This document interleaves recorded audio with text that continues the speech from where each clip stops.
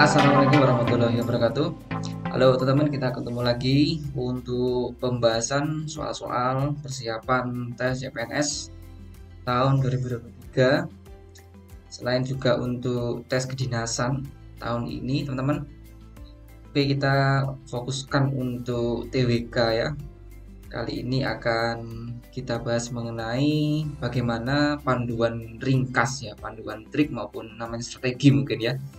Strategi pengerjaan untuk soal-soal pengamalan Pancasila, di mana nanti pasti ada sebuah kasus ya, ada kasus, ada cerita, kita disuruh untuk mengaitkan dengan sila yang kemana yang cocok gitu. Nah, terus sebenarnya untuk soal ini kaitannya itu dengan butir ya, butir-butir Pancasila yang berjumlah banyak itu ya teman, sekitar 45 ya, masing-masing dibagi ada sekitar 9, ada yang 8, ada yang 7 ya. Nah, sebenarnya dari butir-butir Pancasila itu bisa kita ringkas ya, kita bisa ringkas, kita bisa buat strateginya. Oke, jadi untuk khusus video ini kita coba merangkum untuk butir Pancasila menjadi sebuah panduan yang padat gitu teman ya. Oke, langsung aja teman, nomor 1 ya. Kita bahas dulu untuk sila pertama. Itu nilainya ada nilai ketuhanan teman ya. Jelas bahwasanya untuk sila pertama itu isinya ya nilai kepercayaan, kemudian nilai ketakwaan di situ. Jadi untuk nilai kepercayaan sendiri itu bagaimana kita bisa yakin dan mengakui adanya Tuhan gitu ya. Jadi di Indonesia tidak mengakui adanya ateisme ya. Kemudian nilai ketakwaan sendiri itu bagaimana bisa setiap warga itu bebas untuk beribadah sesuai agama yang diyakini ya. Ya tentunya agama yang diakui juga ya, yang diyakini dan diakui oleh negara. Karena memang sesuai dengan amanah UUD di situ, pasal 28E ayat 1, yaitu setiap warga negara bebas memeluk agama dan beribadah sesuai agamanya. Nah, teman-teman, untuk membuat ini menjadi sebuah strategi, jadi untuk sila pertama itu memang pada konteks soalnya atau dalam penerapannya itu kita bisa membuat triplet ini ya, triplet hubungan bahwasanya dalam soal untuk bisa masuk ke dalam sila pertama ini kaitannya hubungan antar manusia dan juga manusia nih teman ya. Kita bisa buat panah bolak-balik karena di sini ada interaksi. Tetapi kemudian interaksi ini dalam bingkai Tuhan begitu teman ya. Nah, panahnya satu karena memang interaksi antar manusia dan manusia nanti bingkainya Tuhan ya, berkaitan dengan Tuhan di situ. Nah, jadi ini untuk strategi yang pertama teman ya. Mungkin kita langsung contoh soalnya ya teman. Nah, ini contoh real ya, saya ambil dari peristiwa yang mungkin beberapa waktu lalu ada sebuah masjid dan gereja di situ yang saling berhadapan ya. Dan saya kira ini banyak sekali ya terjadi di Indonesia ya. Memang dari dulu toleransi kita baik-baik saja ya, cuman ya akhir-akhir ini aja banyak oknum yang justru merusak toleransi ya, sebenarnya baik-baik saja di mana-mana itu ya. Kemudian diantaranya terdapat jalan pemukiman warga rakyat. Jadi ini kayak ada sebuah masjid dan gereja saling berhadapan dan di tengahnya ada jalan begitu. Dan uniknya di atas jalan itu ya, di depannya masjid dan gereja itu ada kanopi, kanopi yang seolah menghubungkan masjid dan gereja. Pengurus masjid dan gereja mengatakan meski bangunan masjid dan gereja bersebelahan, kehidupan umat Muslim dan Kristiani tidak ada masalah ya. Ya memang dari dulu sebenarnya gak ada masalah ya sebenarnya teman. Warga sering menggunakan ruang di bawah kanopi untuk beribadah maupun kegiatan keagamaan ya. Ini tentunya ya saya kira saling bergantian ya, kadang dipakai oleh umat yang Muslim, kadang dipakai oleh umat yang Kristiani begitu ya. Mereka hidup harmonis di daerah tersebut. Jadi perilaku warga di daerah tersebut mencerminkan pengamalan Pancasila keberapa teman-teman. Oke, ini saya kira jelas. Di situ ada interaksi ya antar manusia ya, pengurus masjid mungkin umat Muslim dan juga interaksi antara pengurus gereja dengan warga sekitar. Tapi di situ kaitannya dalam bingkainya ketuhanan ya, karena digunakan untuk beribadah kanopi tersebut ya. Sehingga ini jelas masuk dalam pengamalan Pancasila sila yang pertama teman-teman ya. Nah, begini ya. Jadi cara analisnya seperti itu teman-teman kalau kalau yang saya amati ya teman-teman. Nah, ini saya kira cukup jelas kalau untuk soalan pertama ya, nomor pertama, sila pertama. Hubungan aktivitas antar manusia dalam bingkai Tuhan gitu ya, berkaitan dengan Tuhan. Bermuara pada Tuhan di sini ya. Oke, kita lanjut untuk soal nomor 2. Untuk nilai kemanusiaan teman ya, untuk sila kedua ini memang untuk panduannya itu diutamakan dalam aktivitas keseharian ya. Nah, jadi ketika kita hidup di Indonesia yang beragam, kita usahakan untuk mendahulukan kemanusiaan ya. Kemanusiaan di atas identitas kelompok, identitas pribadi maupun identitas yang lain. Kemudian yang kedua indikatornya itu kita bisa memperlakukan sesama manusia dengan adil ya, tanpa membedakan suku, ras, golongan, dan agama. Ini jelas ya. Jadi kelompok-kelompok ini lebih diutamakan keadilannya ya, bukan egoisme kelompok gitu. Kemudian HAM akan dijunjung tinggi. Karena ini sesuai dengan pasal 27 ayat 1, segala warga negara bersamaan kedudukannya dalam hukum dan pemerintahan. Dan wajib menjunjung hukum dan pemerintahan itu dengan tidak ada kecualinya. Oke teman, kalau kita buat tadi ya triplet kaitan tadi, maka kita bisa mengaitkan tetap ya kita ada interaksi antara manusia ya dan juga manusia. Tetapi nanti aktivitasnya itu dalam bingkai manusia juga teman situ ya. Nah, jadi saya buat panah bolak-balik ini memang ada interaksi di sini, ada interaksi antar manusia dan manusia. Tapi nanti bermuara pada manusia juga, nah, teman. Panahnya cuma satu, nggak bolak-balik ya, karena memang bingkainya dalam bentuk manusia. Jadi manusia di atas interaksi manusia, ya. Kemanusiaan di atas interaksi antar manusia, begitu. Nah, contohnya begini teman ya, untuk soal nomor 2 ini masih saya buat tema yang sama. Saya buat variabel yang sama ya. Jadi variabelnya itu adalah keragaman ya, keragaman antara dua pemeluk agama ya, untuk Muslim dan Kristiani dalam konteks soal masjid dan gereja yang saling berhadapan tadi ya. Nah, ini oke lah kita ambil contoh di mana daerah yang masjid dan gereja itu berhadapan kena angin topan nih ya. Sejumlah bagian dari atap gereja mengalami kerusakan karena terbawa angin. Oke lah, pengurus masjid membantu renovasi atap gereja tersebut agar kegiatan ibadah warga dapat dilaksanakan kembali ya.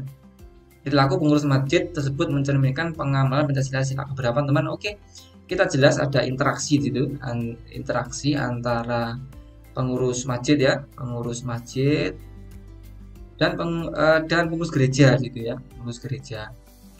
Tapi lihat teman-teman ya di situ, lihat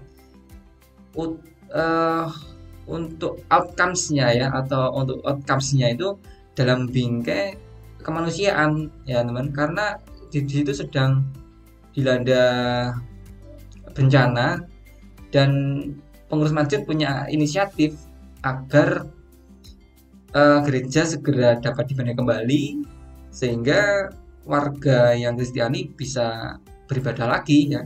Jadi ini adalah aktivitas kemanusiaan, bukan lagi aktivitas yang jatuh pada sila yang pertama ya. Oke lah, jelas ini ada aspek ibadah ya, tetapi di atasnya itu ya ada sebuah inisiatif dari pengurus masjid untuk membantu merenovasi. Ini kan aspek kemanusiaan di situ teman-teman ya. Nah, sehingga jelas di sini teman, interaksi antara masjid dan gereja, manusia dengan manusia itu ya di atasnya ada aspek kemanusiaan. Saya kira jelas ini yang nomor 2 ya. Nah, teman bisa pahami ya perbedaan soal nomor 1 dan soal nomor 2 ya. Aktivitasnya apa di situ teman ya? Aktivitasnya apa dan di atasnya itu bingkainya apa? Nah, itu saya kira jelas untuk analisis soal-soal pengamalan Pancasila teman ya. Ya teman, nomor 2 saya kira bisa kita jelaskan di situ. Nah, bagi teman-teman yang ingin persiapan jauh-jauh hari untuk persiapan tes CPNS tahun 2023, Maxima.asn.com memfasilitasi teman-teman dengan tryout online. Kenapa harus memilih Maxima? Karena soal yang disediakan sudah mirip dengan tes asli, sesuai dengan kisi-kisi, dan reviewnya untuk tahun 2021 tes CPNS terakhir. Selain itu, Maxima ASN juga menyediakan kelas online, kemudian video belajar yang to the point, dan modul belajar yang maksimal. Teman-teman langsung saja nanti bisa langsung mendaftar di bagian bawah, di scroll ke bawah, isi biodata, kemudian daftar, mudah, tidak rumit.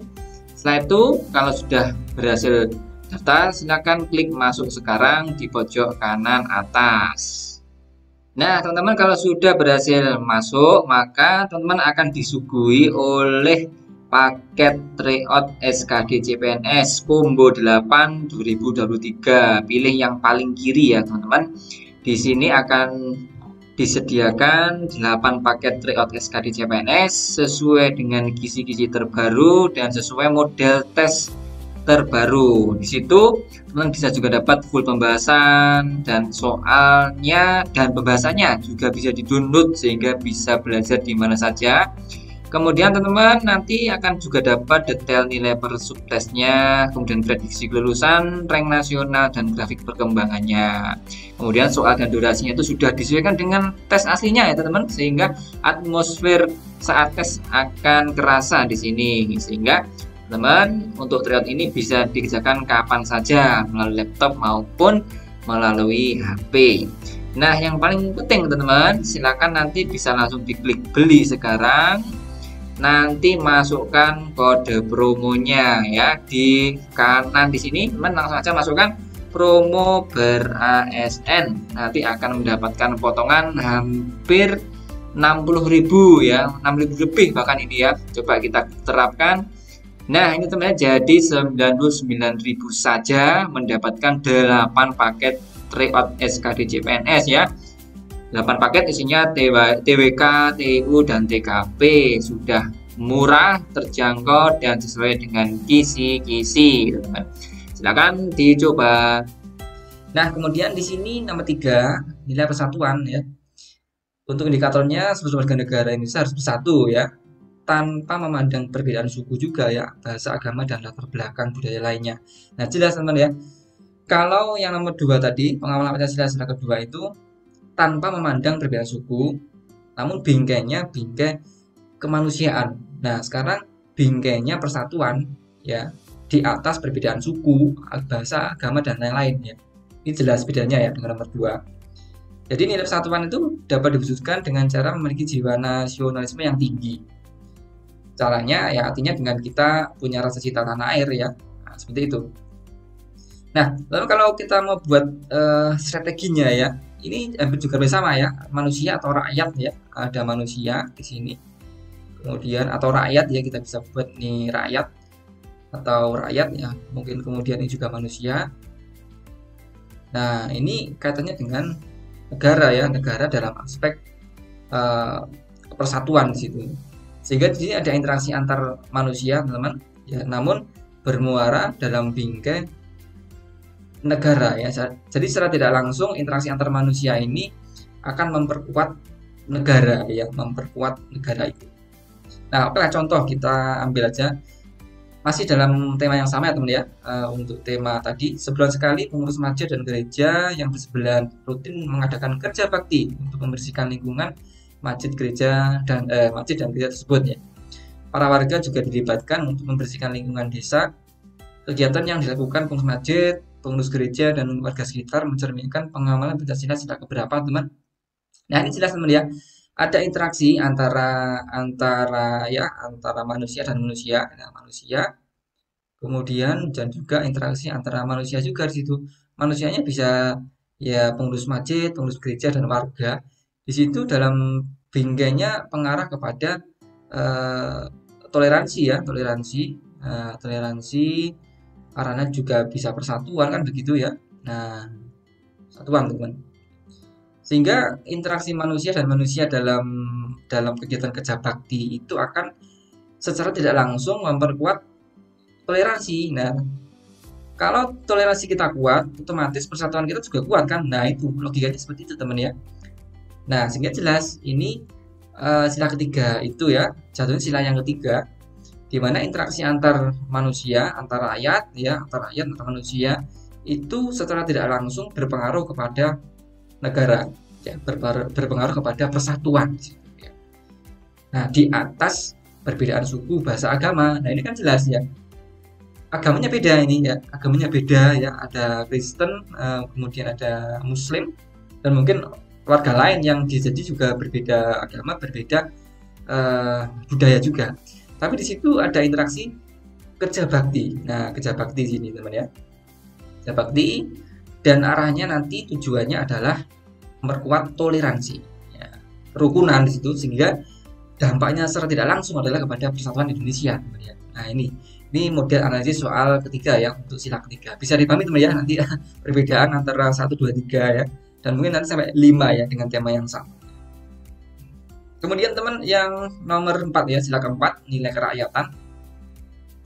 Jadi indikatornya kekuasaan tertinggi ada di tangan rakyat ya, sesuai sistem demokrasi. Kemudian pengambilan keputusan dari pendapat-pendapat yang berbeda diutamakan melalui musyawarah. Jadi di situ untuk sila keempat ada kata hikmat kebijaksanaan, itu artinya pakai akal sehat teman ya kalau dalam memutuskan sesuatu ya, atau melakukan segala sesuatu. Kemudian ada permusyawaratan, lah ini musyawarah ya untuk mencapai mufakat. Kemudian perwakilan ya, sistemnya ya, sistem demokrasi di situ. Sama teman kalau kita bisa buat diagramnya ya, ini kan juga sama, ada manusia ya. Oke lah, kita bisa katakan rakyat juga ya, rakyat dengan interaksi antara rakyat di sini, manusia dan manusia. Ini panahnya 2 ya, karena berinteraksi di situ. Namun di sini dalam bingkainya musyawarah teman di sini ya, musyawarah. Nah, artinya ada interaksi antar manusia, dan di situ dalam bingkai musyawarah. Jadi dalam konteks soal itu kalau ada mungkin ada rapat ya, ada pertemuan dan segala keputusan diambil dari musyawarah, dan maka jatuhnya kepada sila yang keempat di situ. Oke lah, masih kita ambil yang sama ya, untuk menyambut peringatan Hari Kemerdekaan RI. Pengurus masjid dan gereja yang bersebelahan berencana mengadakan kegiatan perlombaan dan makan bersama. Para pengurus masjid, pengurus gereja, dan warga sekitar mengadakan rapat membahas kegiatan itu ya. Hasil rapat memutuskan bahwa tidak perlu menyumbang uang untuk acara, namun setiap warga diharapkan membawa makanan semampunya untuk nantinya dimakan bersama warga lain ya. Hal ini dilakukan agar tidak terlalu membebani warga. Perilaku di atas mencerminkan Pancasila sila keberapa teman? Saya kira ini jelas ya, karena ini ada interaksi ya antara pengurus masjid ya dan gereja dan juga warga mungkin di sini teman ya. Ya, masjid dan juga ada interaksi dengan pengurus gereja, kemudian juga ada interaksi dengan warga ya, warga juga. Nah, di situ tapi untuk bingkainya adalah bingkai hasil musyawarah ya, sebenarnya musyawarah. Nah, musyawarah. Dan jelas teman di situ keputusannya itu pakai akal sehat ya. Nah, ini lihat akal sehatnya. Di mana? Ya oke lah, mungkin setiap warga nggak semuanya punya kemampuan finansial yang sama ya, sehingga mungkin ada yang keberatan kalau menyumbang uang ya, sehingga ya lebih baik bahwa makanan aja semampunya untuk nantinya dimakan bersama. Ya saya kira ini akal sehat dipakai dalam bingkai permusyawaratan di situ. Nah, ya kan? Dan juga mungkin perwakilan juga bisa ya, perwakilan warga ini karena ada apa namanya? Nah, ini dan warga sekitar ya, mungkin ada RT ya, mungkin perwakilan juga bisa masuk ke sini.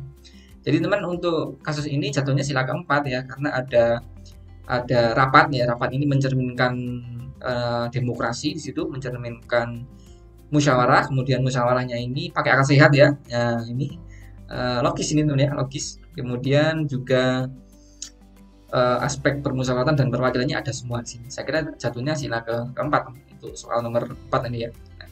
Nah, bedain teman ya. Jadi konteks soalnya lihat ya, konteks soalnya ya. Jadi tidak harus bingung ya. Lihat konteks soalnya, apa sih aktivitas yang ada antar manusia di situ ya. Nah, kemudian nomor 5 teman ya. Sila kelima, nilai keadilan. Ini paling puncak ya. Saya bilang paling puncak karena memang kunci dari kesejahteraan Indonesia itu letaknya yang sila yang kelima ini ya. Jadi setiap warga Indonesia punya hak yang sama untuk mendapat kesejahteraan. Nah, itu kuncinya di sini ya. Jadi lima sila ini the puncak, ultinya itu di yang kelima ya sebenarnya. Jadi untuk mencapai keadilan sosial, maka seluruh masyarakat Indonesia harus mendapat hak serta melaksanakan kewajibannya. Ini ya teman. Ingat, harus dapat hak ya dan melaksanakan kewajibannya ya. Karena apa? Karena mewujudkan rakyat yang sejahtera tanpa kesenjangan ya, tanpa kesenjangan. Ingat ini, tanpa kesenjangan ekonomi, sosial, budaya maupun politik. Itu tujuan dari bangsa Indonesia ya.